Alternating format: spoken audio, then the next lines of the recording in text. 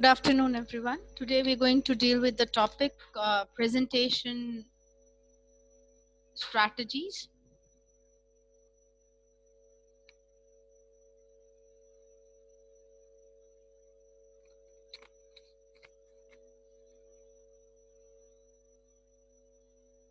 So let me just make the presentation of the presentation strategies. I'll just present to you the slide.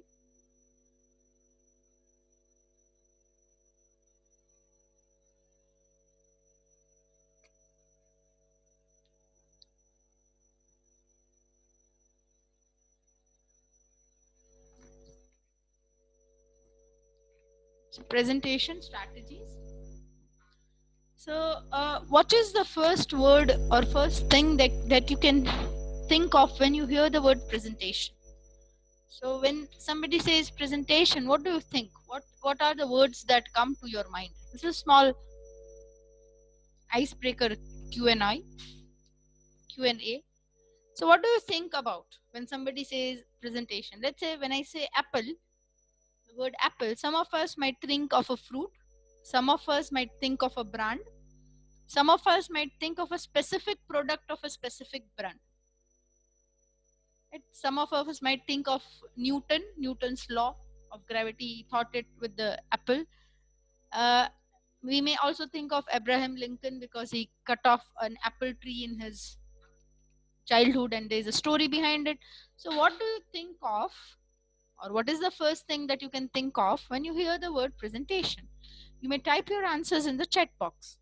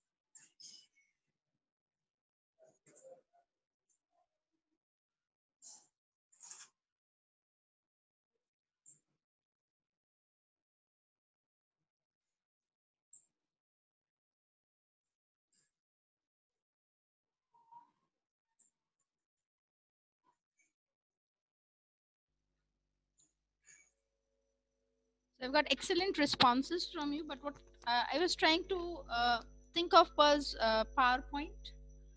Whenever somebody says presentation, so if you take my, if I would have thought, that it should be a PowerPoint presentation, or it could be computer. But remember, presentation does not mean only a PowerPoint.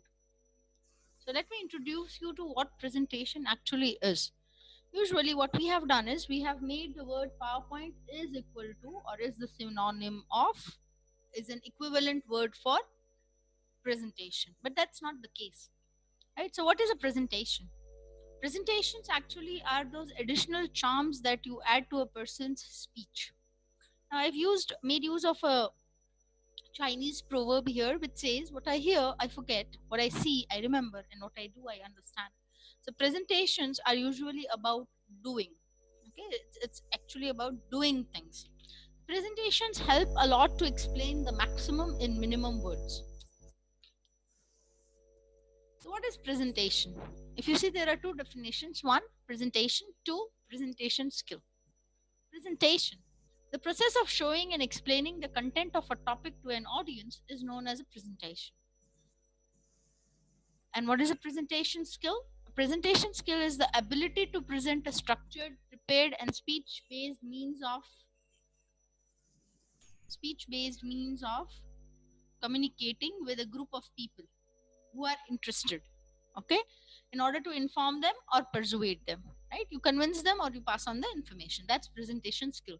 Now, what is a PowerPoint? PowerPoint is actually a helping hand, right? The way to understand the topic more, you refer to reference books. It enhances your skills. Similarly, whatever you are speaking orally, PowerPoint helps you to enhance it. Okay? PowerPoint is an enhancing element. What are the purpose? By purpose, we want to know why are we doing the presentation. So to inform and to instruct, these two purposes are served in the classroom. If you see in the classroom,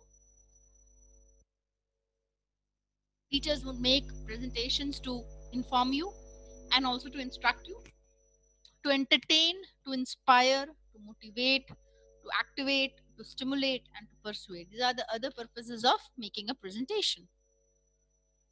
So why is the purpose important?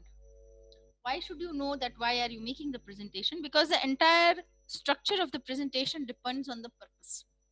Let's say if it is a purpose, the purpose of the presentation is to inform the audience. The interaction with the audience decreases. You don't have to talk much. The audience does not have to talk much, just a one or two question in between. But if the purpose of the presentation is to persuade or convince, then you have to ask the audience more. So what do you think about it? You'll have questions for the audience. In this case, when you have to convince the people. Now what happens is, in presentation, what you need to do is you need to invite the participation of audience, take their opinions, and be flexible enough to understand, or be flexible enough to appreciate variety of opinions that the audience gives. Now this is small activity that I want you to do is, you have to introduce yourself in a different way. What is this different way? So you have to give your name. You have to use an adjective to describe your personality or the quality that you have. What do you like in your studies? I know all of you are civil engineers or are going to become civil engineers, but one particular part, say I like structures. In civil engineering, I am interested in knowing the structures. And the last one is hobbies. Please note down the 4 criterias. After the session gets over, you are supposed to draft a small message and drop an email. Okay, you have to email your introduction to me with the help of this 4 criteria. That is your full name. That is, let's say my name is Dr. Pooja Shukla. I am a punctual person. My name and the letter of the adjective should match. I'm interested in reading books. My hobbies include baking and gardening. Right? somehow 4 sentences. I want you to write an email to me with these 4 sentences. Please note down the 4 points which will be useful to you to introduce yourself. I'm giving you 2 minutes of time for that.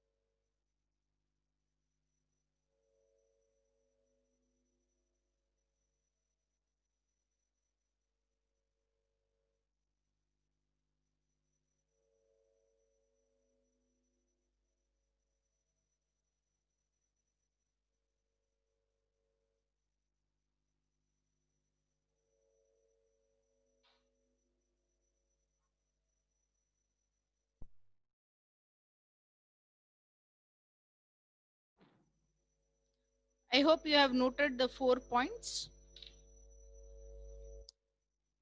Helpers to make your presentation better. Please mark this as a very important question from the exam point of view. Please mark this as an important question wherever you are taking note of questions. Mark this as an important question from the exam point of view. So which are the 6 great helpers?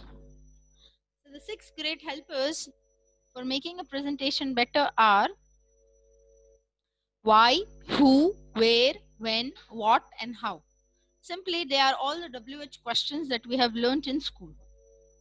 They're simply all the WH questions that you have learned in school. Right? So why? What have you or what are you supposed to do in why? The why part over here means why are you making this presentation? What is the purpose of making this presentation? Next, who? Who means you should know who the audience is. You should have an idea about who the audience is. Right? Knowing the audience is a very important thing because on the audience only it will depend how you make your presentation. The entire presentation, it relies on knowing the audience. We'll learn that in detail. That's also an important question. Next, we have where. You have to know the venue. Why do we have to know the venue? We have to know the venue because we need to know the venue because if I want to use a PowerPoint, is the projector working or not? What is the lighting, or how is the lighting happening? Is there a podium available? Do I need to connect, or do I need an extra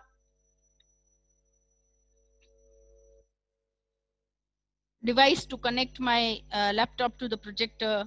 Things like that. Okay. When you should know the time. Why should you know the time? So that you can prepare accordingly. Because let's say if it's an afternoon session, right? If it is an afternoon session, people might feel a little boring. So you might have to use some interesting video or something like that to entertain the person or the people. What? You should know the content. Now, why the what part? Because nowadays in one click you have so much of information available. So how much do you want to include? And the last part would be the how part. How do you want to do it? You want to speak orally, you want to have a chart paper, you want to have a presentation, etc. These are the 6 great helpers which help you to make your presentation more effective. So can you please name the 6 great helpers that make presentation more effective? As I said, it's an important question. Hope you have marked it. And now if you can tell me which are the 6 great helpers?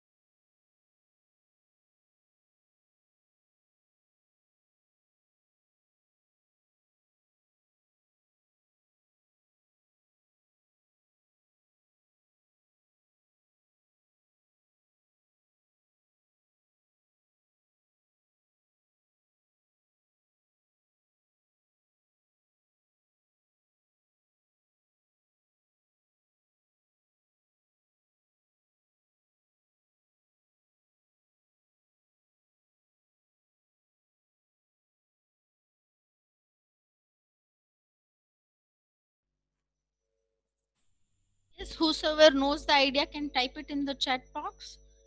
And one of the persons have already answered it correctly. I'll wait 1 or 2 minutes more so that we can have answers for this question.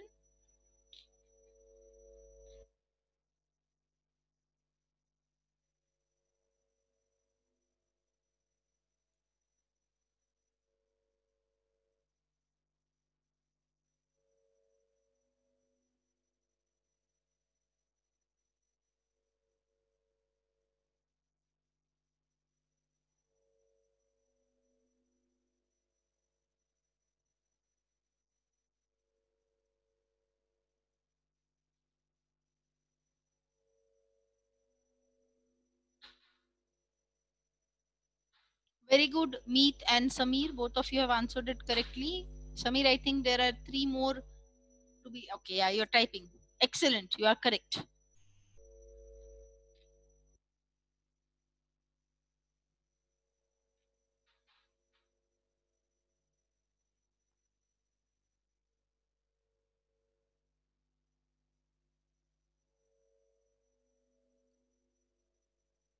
So the 6 great helpers are all the WH questions: why, who, where, when, what, and how.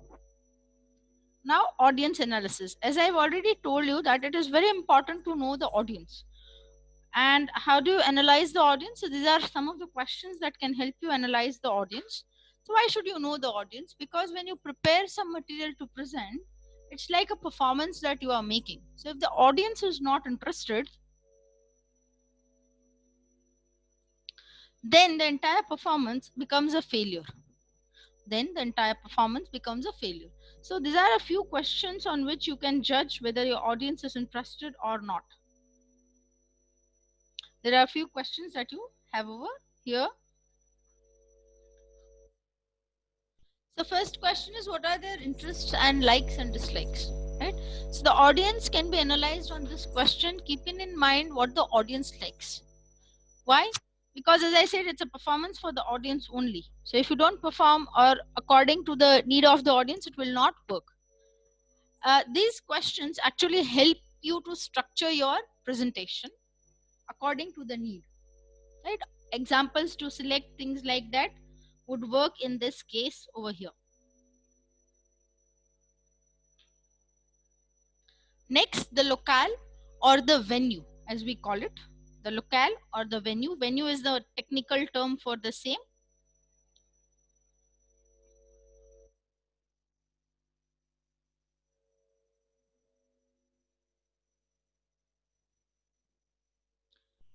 Every location has its own unique ambience, and you should know the location well. You should know the location well so that you can understand how things will work in that particular location, right? Whether you have, as I said, whether you have a podium or not, what are the physical conditions, whether the lighting is proper or not, etc. Next, please mark this is a very important question from the exam point of view. The steps involved in preparing a presentation or the 4 P's of presentation. So what are the 4 P's? First one is plan, second prepare, third practice, and fourth present. Now, important, you cannot change the sequence over here. It is very important that you don't change the sequence. You have to go sequence wise. So planning, you have to plan the presentation. In planning, it will all include what topic, how many audience, for how many hours you are doing the presentation, etc. Right, this is what you will plan in the planning part or the planning portion of the presentation. Prepare. Now here's when your actual work starts. You start preparing for it. By preparation we mean gathering information, arranging information, trying to find out what information you want to include, what information you want to exclude, etc. would work at this stage. Then you make your entire presentation and then you practice. Why practice? Because practice makes you more confident. Practice would give you more confidence. So that's why you have to practice. Next, after practicing, after all the 3 steps, the most important is the 4th step when you do the actual presentation. That is when you actually present. So please mark this is a very important question. 4 P's of preparing a presentation or the steps involved in preparing a presentation. Here's a question that we have. Can you arrange the following in proper sequence? As I said just 2 minutes before, that you cannot change the sequence. You need to have or maintain the same sequence.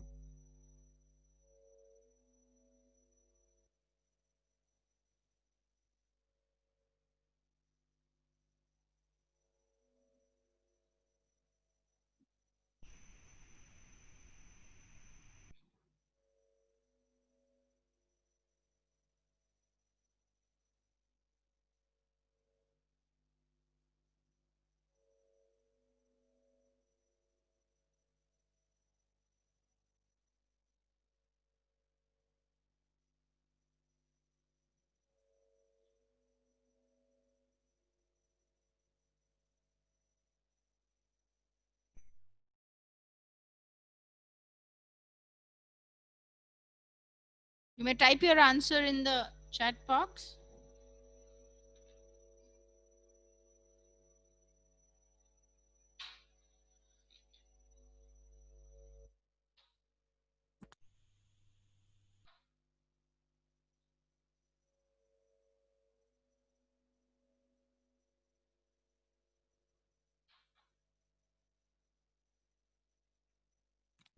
Excellent, you have answered correctly.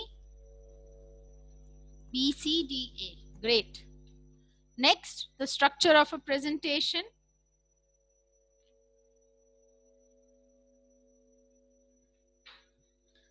This is also an important question. Please mark this important from the exam point of view. So this is the structure, introduction. It starts with the introduction, then it has a main body, then a conclusion. So in the introduction, please remember this word called porch. Porch means the entire beginning of the presentation, where you start with a small story or an anecdote, etc. That's the porch. Right? It actually is a foundation. The porch is actually a foundation for the presentation to be on. So this is where you start actually attracting the audience from here. Next, in the introduction, it is always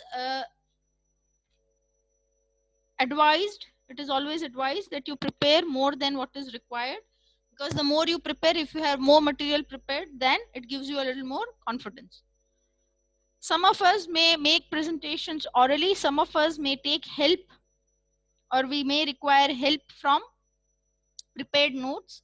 So whenever you prepare some notes for your presentation, make sure to arrange them properly, so that you do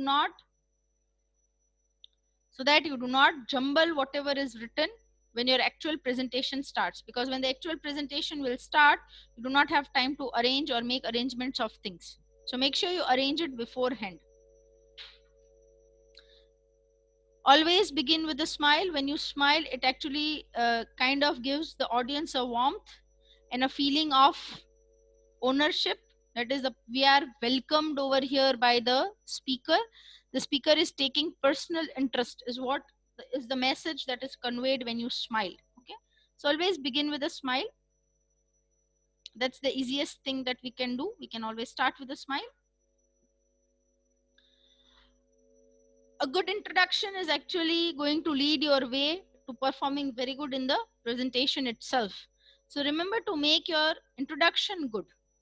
Always remember to make the introduction good, because it is going to lead, or it is actually the vehicle on which the entire presentation will move forward. So if your introduction is good, then half your battle is already won. The main body, it is actually the main part of the presentation. The entire focus of the presenter would be remaining over here only. So it's the main portion in a presentation. And there are various different patterns or ways of informing, ways of organizing information in the main body. So let's see which are these patterns. So there are 4 different patterns. Please remember, this is a very important question. This is a question within the question, the patterns to organize ideas. So chronological, categorical, cause effect, and problem solution. So chronological, which means we have been using the word chronological for quite some time now. So it's to arrange information in a sequence. Categorical, which is the most used pattern. Teachers usually use a lot of it, which means dealing with topics and subtopics. Okay, dealing with the topic in the form of topics and subtopics. Then cause and effect. In such kind of presentations, you first talk about the causes of a certain thing and what effects it will lay on the person. The example cited is of smoking in adults or impact of internet. These are a few examples that are cited. They're not the only ones, remember that. Next is the problem solution. Problem solutions are usually used for persuasive presentations where you have to convince people. Okay, this kind of or this way of arranging information is used when you have to convince an audience. One of the examples given is pollution. Conclusion. Conclusion actually is bringing the presentation to an end. So we obviously know when you bring a presentation to an end, you cannot introduce new ideas at that particular point of time. So what are you supposed to do? You are supposed to actually complete the presentation, bring it to an end, right? Bring it to an end. So how do you bring it to an end? You wrap it up, you sum up whatever has been said. Moreover, always remember when you are doing presentation, you should always have some time or some scope, some time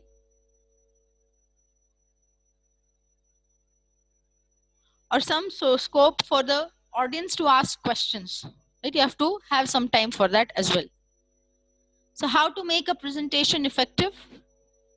There are three things that you need to control. You need to control yourself, you need to control the material, and you need to control the audience to make your presentation effective. So how do you control yourself? Because you have made the presentation, have the confidence that you can present. Stay calm and relax yourself. Next, how to control the material? As I said, on a click, there will be so much of material available. Can we stop having this diagrams on the PowerPoint? So you can pick and choose, tailor the material according to your need. And how can you control the audience? You have to control the audience by making the presentation simple, yet interesting and engaging. So you have to have some portions where the audience can also play a role. So which are the three things that one should control to make presentation more effective?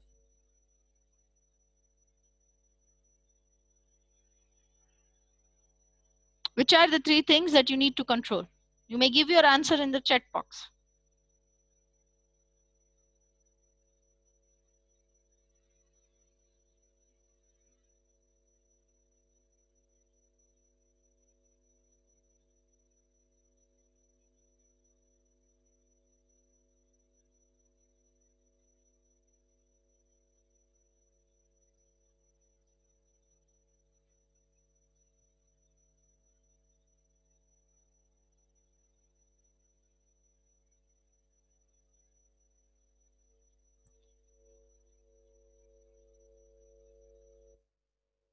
Fine, these are the three things that you need to control. We need to control ourselves, or the presenter needs to control himself.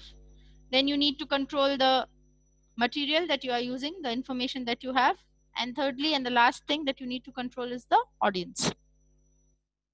So dealing with questions, as I said, because it's an interactive two-way process, right? So you should always have some spare time, or you should spare time for question answers from the audience.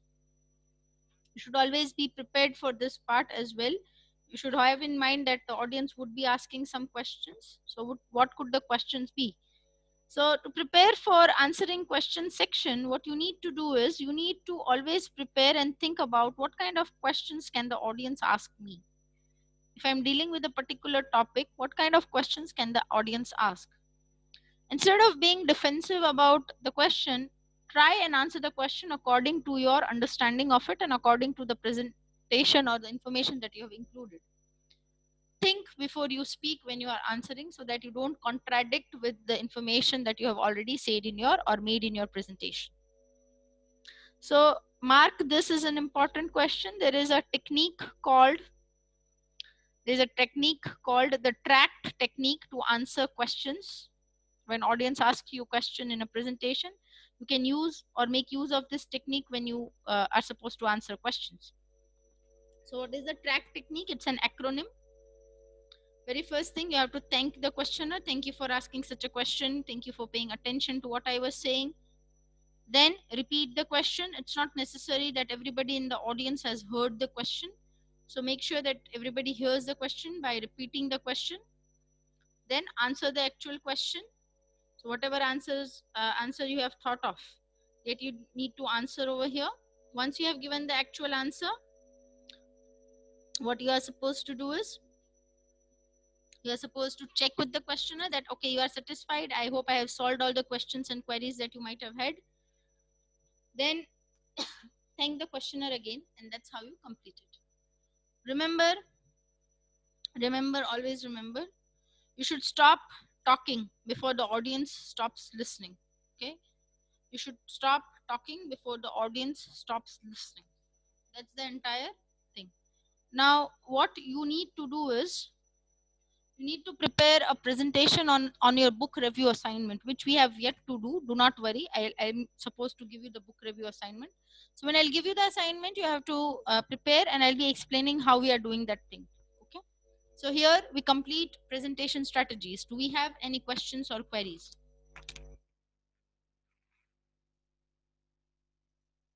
There are a few useful resources or reference material that you can refer to online. These are a few which I found good. You may find n number of resources, as I said. I've already informed you as well, right? So these are a few which I found useful. You may also use the same. And do we have any questions and queries or anything regarding any confusion regarding presentation strategies topic? Do we have anything?